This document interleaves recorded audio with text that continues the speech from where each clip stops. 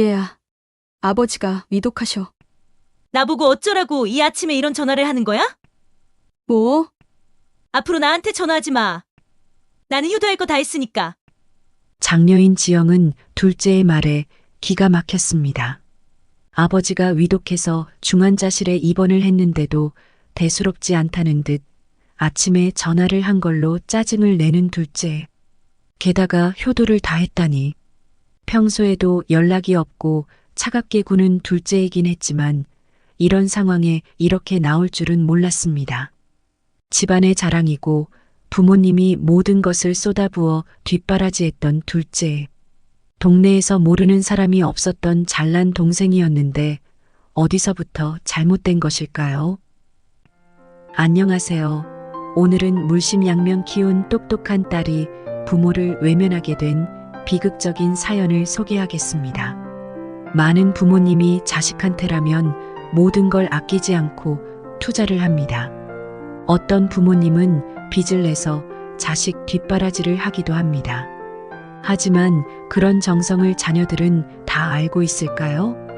모든 것을 쏟아부어 엘리트로 키운 딸이 부모를 왜 배신하게 되었는지 그 사연 지금 시작하겠습니다. 구독과 좋아요는 큰 힘이 됩니다. 지방의 작은 한마을에서 사남매 중 둘째 딸로 태어난 지혜는 어려서부터 부모님의 사랑을 한몸에 받았습니다. 가장 외모도 빼어나고 머리도 똑똑해서 공부를 곧잘 하는 지혜를 부모님은 아주 예뻐했습니다. 지혜가 원하면 없는 살림에도 무엇이든 다 해주려고 했습니다. 이번에 100점 받으면 인형을 사주마. 전교 1등을 하면 피아노를 사주마. 명문대를 가면 차를 사주마. 부모님은 무엇이든 척척 해내는 지혜가 너무 기특해서 지혜가 원하는 것이라면 다 사주었습니다. 가난한 집에서 지혜만큼은 부족함이 없이 컸습니다. 뛰어난 지혜 때문에 다른 형제들은 같은 혜택을 받을 수 없었습니다. 너희들도 지혜처럼 공부를 잘했어 봐. 빚을 내서라도 등록금 내줬지. 다른 형제자매들은 워낙 지혜가 뛰어나서 불평할 수도 없었습니다. 지혜는 서울의 명문대에 진학을 했고 그야말로 부모님의 자랑이 되었습니다. 동네에서 지혜를 모르는 사람이 없을 정도였지요. 명문대를 나온 지혜는 대기업에 취업을 했고 곧 결혼을 하게 되었습니다. 대학부터 집을 떠나 서울에서 생활한 지혜는 눈이 아주 높아져 있었습니다. 결혼을 할 때 지혜는 예단을 아주 욕심껏 하고 싶어 했어요. 결혼식도 화려하게 치르고 싶어 했지요. 신혼여행도 비싼 곳으로 가고 싶었습니다. 무엇이든 최고, 가장 좋은 것만 얻는 것이 당연하다고 여겼기 때문입니다. 평생 그렇게 살아왔던 지혜에게 그 모든 것은 그렇게 당연하기만 했습니다. 부모님은 평생의 자랑거리가 되어준 지혜를 위해 빚이라도 내서 원하는 대로 다 해주고 싶었지만 농사를 짓는 것도 점점 힘들어지는 상황이었습니다. 너무 사치스러운 결혼을 하려는 지혜의 눈높이를 도저히 맞춰줄 여력이 없었습니다. 지혜야, 미안하구나. 도저히 우리는 그런 결혼 비용을 해줄 능력이 없는데 어떻게 하니? 사위 보기 민망해서 어쩌지? 네가 대출이라도 좀 받으면 안 되겠니? 대기업은 대출도 잘 나온다고 하던데. 아니면 결혼식을 좀 간소하게 하면 어떻겠니? 부모님은 진심으로 지혜에게 미안해했지요. 그것이 부모님이 처음으로 지혜가 원하는 것을 들어주지 못한 일이었습니다. 자신이 원하는 것이라면 무엇이든 쉽게 얻었던 지혜는 부모님에게 매우 실망을 했습니다. 부모라면서 이런 것도 못 해줘. 그동안 내가 체면 세워준 게 얼만데. 진짜 더럽게도 능력이 없네. 그때부터였습니다. 지혜가 집에 연락도 하지 않고 얼굴도 잘 비추지 않게 된 것은요. 늘 말만 하면 들어주던 부모가 자신의 요구를 들어주지 않자 지혜는 부모가 쓸모없다는 생각을 하기 시작했습니다. 지혜에게 부모는 그저 말만 하면 다 갖다주는 ATM 같은 존재에 불과했던 것입니다. 오히려 자신같이 잘난 딸을 두었으니 부모가 자신에게 감사해야 한다고 생각했지요. 그런 시골에서 나 같은 자식을 둬서 평생 자랑을 할 수 있게 됐으니까. 다 내가 잘난 덕 아니겠어? 지혜는 그렇게 생각했습니다. 농사일을 하던 부모님은 점차 노쇠해져 갔습니다. 그러다가 아버지가 크게 다쳐 중환자실에 입원을 하시게 되었어요. 맏딸은 둘째인 지혜에게 전화를 걸었습니다. 지혜야, 아버지가 위독하셔. 나보고 어쩌라고 이 아침에 이런 전화를 하는 거야? 뭐? 앞으로 나한테 전화하지 마. 나는 효도할 거 다 했으니까. 지혜는 아침에 전화가 와서 자신의 잠을 깨웠다는 사실에 짜증이 났습니다. 어차피 나보고 병원비 대라고 하거나 와서 시중이나 들라는 거겠지. 그런 일이라면 사양이야. 내가 여태까지 그 시골 양반들 체면 다 세워줬으면 됐지. 수발까지 들어야 해? 아버지가 위독하다는 말에 지혜 씨 머릿속에 떠오른 생각들이었습니다. 부모라는 사람들은 자신이 원하는 걸 해주지 못한다면 쓸모가 없는 존재에 불과했습니다. 지 할 말만 하고 갑자기 뚝 끊긴 전화의 맏딸은 기가 막혔습니다. 본래 이기적인 건 알고 있었지만 이런 상황을 맞닥뜨리게 되자 분노와 황망함으로 어찌해야 할 줄 몰랐습니다. 맏딸은 이런 소식을 들으면 충격을 받을 어머니를 생각해서 그냥 어머니께 둘째와 연락이 안 된다고만 했습니다. 어머니는 둘째와 연락이 안 된다는 맏딸의 말에 둘째 딸에게 직접 문자 메시지를 보냈습니다. 지혜야, 아버지가 너를 얼마나 예뻐했는지 알지? 아버지가 사경을 헤매시는데 바쁘더라도 꼭 좀 와다오. 아버지가 너를 보면 힘이 나실 거야. 그러나 어머니의 간절한 문자에도 둘째 딸은 소식이 없었습니다. 그렇게 가족들은 중환자실에서 목숨을 건 사투를 벌이는 아버지를 돌보느라 진을 빼고 있었지만 둘째인 지혜는 그러던지 말던지 자신의 평온한 일상을 이어가고 있을 뿐이었지요. 그러던 중 결국 아버지는 세상을 떠나고 말았습니다. 임종을 앞두고 아버지는 애타게 지혜를 찾았습니다. 지혜야, 지혜야, 보고 싶구나. 지혜야, 제발 얼굴 한 번만 보자. 지혜야. 평생 애지중지했던 제일 사랑했던 딸을 애타게 부르다가 아버지는 숨이 결국 멎었습니다. 그 장면을 모두 지켜본 어머니와 다른 형제자매들의 가슴 속에는 분노가 활활 타올랐습니다. 그들은 지혜를 결코 용서할 수 없었습니다. 넌 사람도 아니야. 이제 넌 우리한테 죽은 사람이야. 모두들 그렇게 생각했어요. 가족들은 지혜를 장례식장에 부르지 않았습니다. 그저 아버지가 지혜가 얼마나 배은망덕한 짓을 했는지 모르고 돌아가신 것이 차라리 다행이라고 여겼습니다. 지혜는 아버지가 돌아가실 것 같다는 어머니의 문자를 받았었지만 무시했습니다. 가봤자 싫은 소리나 잔뜩 듣겠지. 이제 와서 가면 뭐해? 뒤늦게 가서 잔소리를 들을 것만이 성가셨습니다. 아픈 아버지에 대한 연민 같은 건 하나도 없었어요. 결국 아버지가 사망하자 지혜를 향했던 가족들의 분노는 칼날처럼 날카롭게 변했습니다. 지혜의 어머니는 지혜에게 마지막으로 문자를 보냈습니다. 아버지 돌아가셨다. 장례식장에 안 와도 된다. 넌 이제 우리 가족 아니다.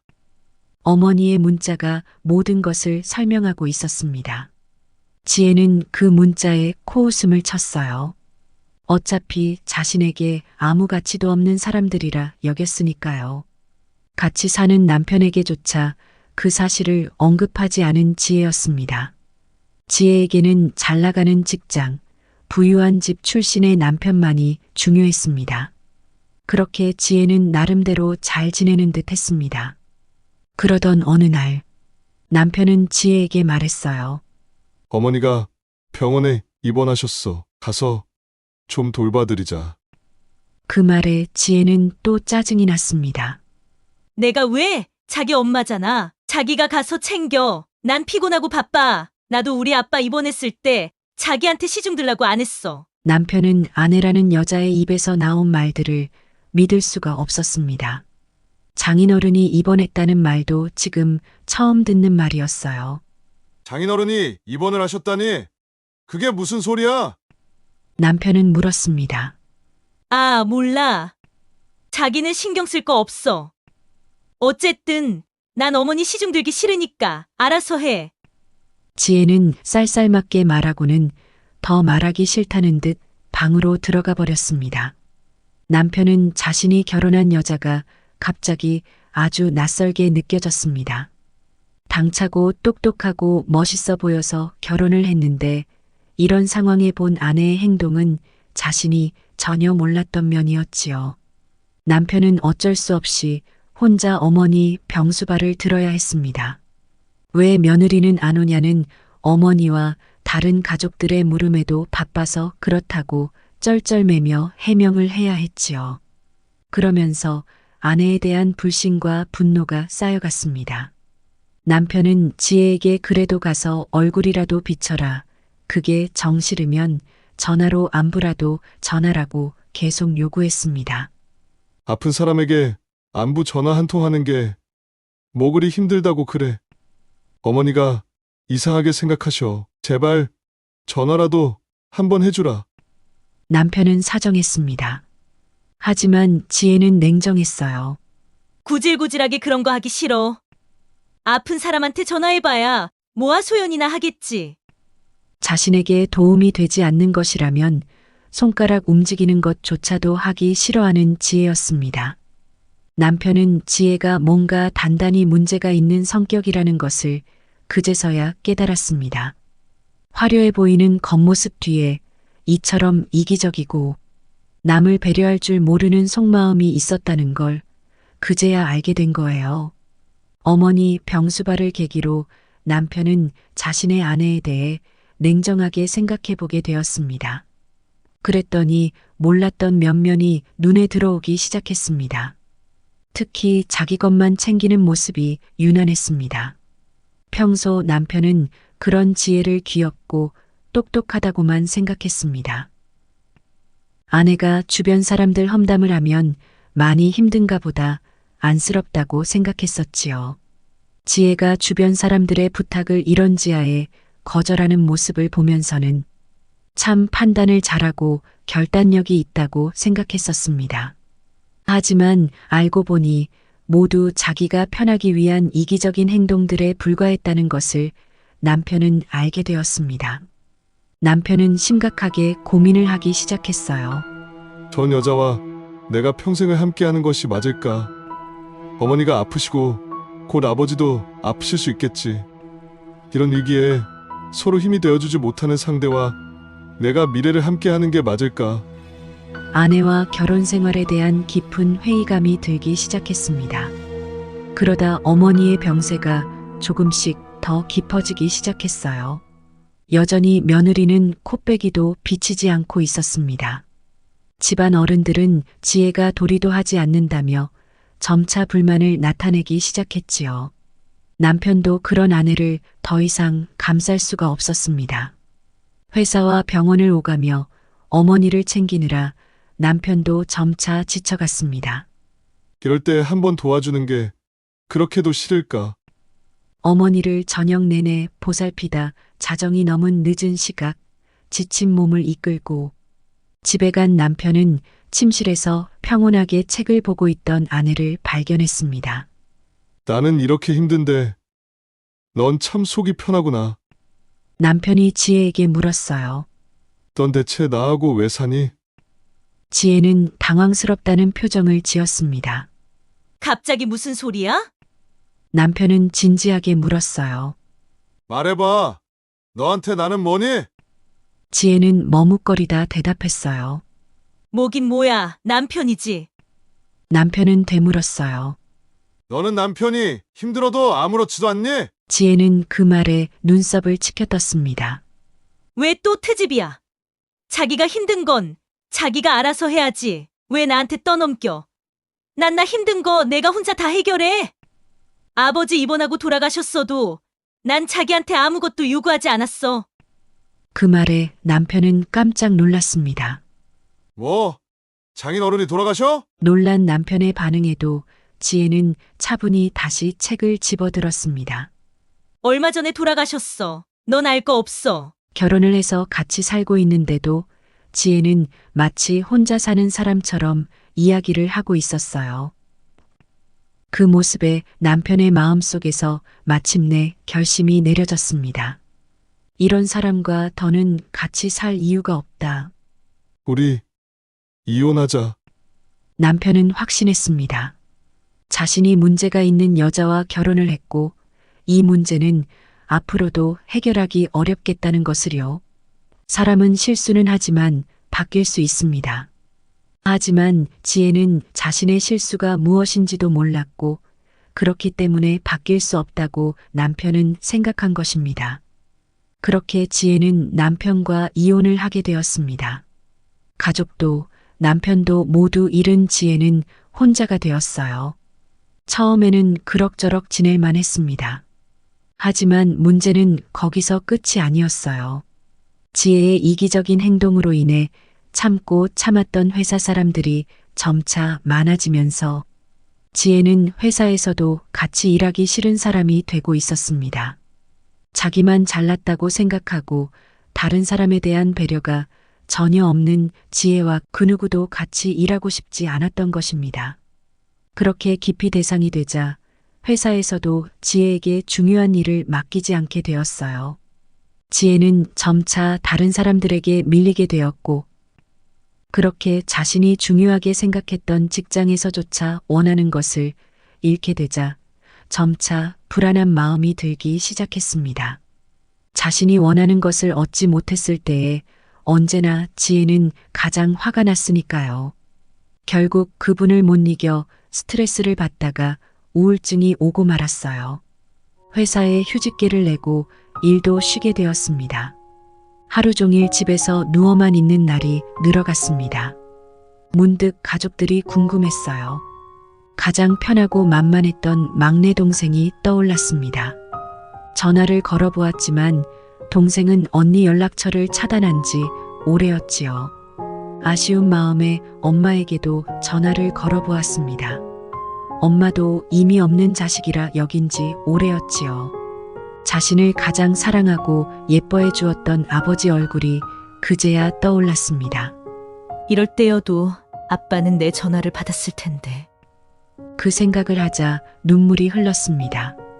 하지만 그 단 한 사람은 이미 세상을 떠난 뒤였지요. 지혜는 그제서야 아버지를 그렇게 보낸 것이 후회가 되었습니다. 전 남편도 생각났어요.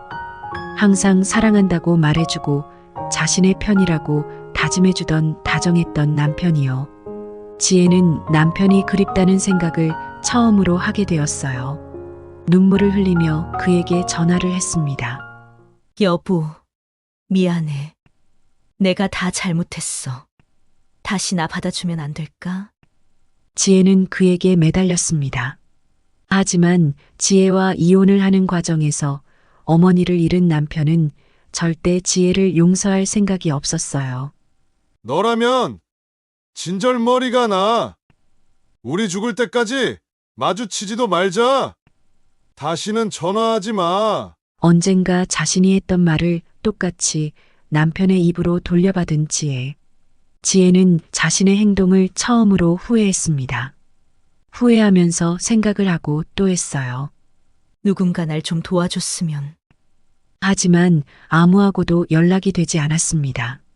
이기적인 성격 탓에 주변에 친구도 하나 남아있지 않았습니다. 그렇게 자신이 손에 쥐고 있던 소중한 것들의 가치를 모르고 함부로 했던 지혜는 결국 모든 것을 잃었고 영영 혼자가 되어버린 것입니다. 지혜는 앞으로도 다시 가족의 마음을 얻기는 어려울 것입니다. 부모님의 지극한 사랑을 당연한 것으로만 여겼던 지혜.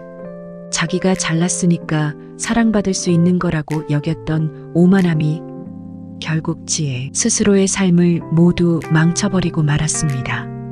자식에게 사랑을 줄 때 그 감사함을 아는 아이로 키워야 이런 비극적인 일은 막을 수 있을 것 같습니다. 너무 어여삐만 여기고 감사함을 모르는 아이가 될 때 결국 그 방만함이 비수가 되어 부모에게 돌아올 수도 있다는 것을 생각해 보면 좋을 것 같습니다. 오늘 이야기 어떠셨나요? 다음에 또 새로운 이야기로 다시 찾아오도록 하겠습니다. 감사합니다.